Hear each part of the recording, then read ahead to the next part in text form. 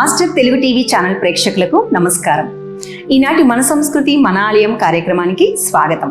సదా స్వరూపం చిదానంద కందం జగత్ సంభవత్సాన సంహారహేతుం స్వభక్తి చయామానుషం దర్శయంతం నమామీశ్వరం సద్గురుం సాయినాథం. ఏలూరు జిల్లాలోని మొట్టమొదటి ఆలయం తూర్పు వీధి సాయిబాబా ఆలయం. సుమారు 85 సంవత్సరాల చరిత్ర గల ఆలయం తూర్పు వీధి సాయిబాబా ఆలయం 1946వ సంవత్సరం జూన్ 1వ తేదీన ప్రాణప్రతిష్ఠ జరుపుకున్న ఆలయం. ఒక భక్తునికి స్వప్నంలో సాక్షాత్కరించి తన ఆలయ నిర్మాణాన్ని చేయమని సాయిబాబానే చెప్పి నిర్మించుకున్న ఆలయం తూర్పు వీధి సాయిబాబా ఆలయం. ఈ ఆలయానికి మరొక విశిష్టత ఉన్నది. ఒకప్పుడు షిరిడి గ్రామంలోని ద్వారకామాయిలో సాయిబాబా వారి సమాధి మాత్రమే భక్తులు దర్శించుకునేవారు. కాలక్రమంలో బాబావారి పాలరాతి విగ్రహ ప్రతిష్ఠ జరిగింది. కానీ షిరిడిలో బాబావారి విగ్రహ ప్రతిష్టకు 8 సంవత్సరాలకు పూర్వమే ఇక్కడ విగ్రహ ప్రతిష్ఠ జరగడం విశేషం. అంటే షిరిడిలో సాయిబాబా వారి ఆలయానికి ముందే ఇక్కడ ఆలయం నిర్మించారు. అంతటి చరిత్ర కలిగిన ఈ ఆలయ విశిష్టతను గురించి భక్తులు తెలుసుకొని బాబావారిని దర్శించి ఆయన కృపకు పాత్రులు కాగలరని కోరుచున్నాము.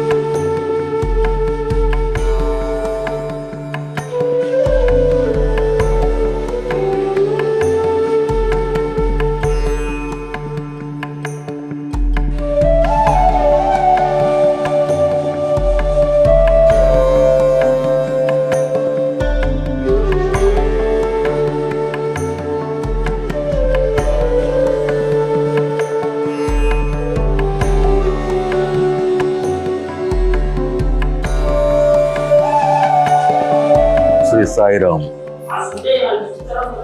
ఏలూరు తూర్పు వీధి షిరిడి సాయిబాబా మందిరం 1946 సంవత్సరం మా తండ్రి గారు అయిన ఆత్మూరు మార్కండేయులు గారు స్థాపించారు. ఇది బాబా గారు స్వయంగా నిర్మించుకున్న మందిరమే.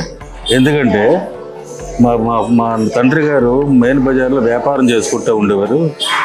ఆయన 1942లో ఆయన ఒక అజ్ఞాత వ్యక్తి వచ్చి షిరిడి సాయిబాబా ఫోటో ఇచ్చారు. పాకెట్ సైజ్ ఫోటో ఇచ్చి తుమారు పాస్ రకో అల్లా అచ్చా కరేగా అన్నారండి. ఎవరు ఏంటి అడిగితే షిరిడి మహారాష్ట్ర బాబా అని చెప్పారండి. చెప్పి వెంటనే వెళ్ళిపోయారు. సరే ఈయన నా ఒక్కడికే ఇచ్చారా, అన్ని షాపులకి ఇచ్చారా, అసలు దేవుడు అంటున్నాడు, అసలు బాబా అంటున్నాడు, అన్ని వివరాలు కనుక్కుందామని ఇచ్చిన వ్యక్తి కోసం వెంటనే పరిసరాలు ఎతికితే ఆయన ఎక్కడే కనపడలేదంట. సరే బాబా దేవుడు అన్నాడు కదా అని పూజా మందిరంలో పెట్టుకున్నారు ఆ ఫోటోని. ఆయన వ్యాపారంలో బాగా కలిసి రావటం మొదలుపెట్టింది.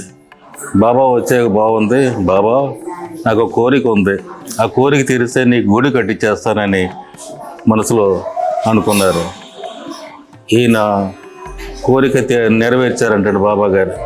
కానీ గుడి సంగతి మర్చిపోయారండి. 6 నెలలకి స్వప్నంలో దర్శనం ఇచ్చారంట. 2 పళ్ళు ఇచ్చారంట, తినరా అన్నారంట. నీ కోరిక తీర్చుకున్నావు కదరా, నా సంగతి ఏం చేసావన్నారంట. తప్పైపోయింది బాబా అని సొమ్ము మొత్తాన నాన్నగారు సొంత స్థలం ఇది శంకుస్థాపనకి ఊరి పెద్దల్ని ఆహ్వానించారంట. వాళ్ళు అడిగారంట, ఏం గుడి కడుతున్నారు మార్కండేయులు అంటే, షిరిడి సాయిబాబా గుడి అని ఆయన ఫోటో చూపించారంట.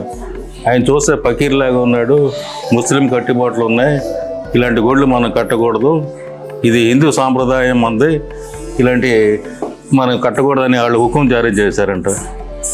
లేదు నేను మొక్కుకున్నాను, నా స్థలంలో నా రూపాయితో ఎంతవరకు వస్తే అంతవరకే చేసుకొని నేనే పూజ చేసుకుంటాను, పెద్దలని ఆహ్వానించానని వాళ్ళని మొండిగా ఎదిరించి ఆయనకి ఇచ్చిన చిన్న ఫోటో ఆధారంతో శిల్పిని పిలిపించుకుని ఇప్పుడున్న మూర్తిని తయారు చేయించుకున్నారండి. ఆ మూర్తి తయారయ్యాక మా తండ్రి గారు చెన్నై వెళ్ళారు. చెన్నైలో బాబా భక్తుడు స్వామి కేశవయ్య గారు ఉన్నారు. ఆయనకి బాబా గారు పిలిస్తే పలికేవారు ఉంటాయి. ఆయన దగ్గరికి వెళ్ళి, స్వామి ఇలా విగ్రహం తయారైంది, మీరు వచ్చి విగ్రహ ప్రతిష్ఠ ప్రాణ ప్రతిష్ఠ చేయాలని వేడుకున్నారంట. వెంటనే సరే తప్పకుండా వస్తారని 1946లో జూన్ 1వ తారీఖున విగ్రహ ప్రతిష్ఠ స్వామి కేశవయ్య గారి చేతుల మీదుగా జరిగిందండి. అలాగే 1953లో అవతార్ మెహర్ బాబా గారు వచ్చారండి ఈ మందిరానికి.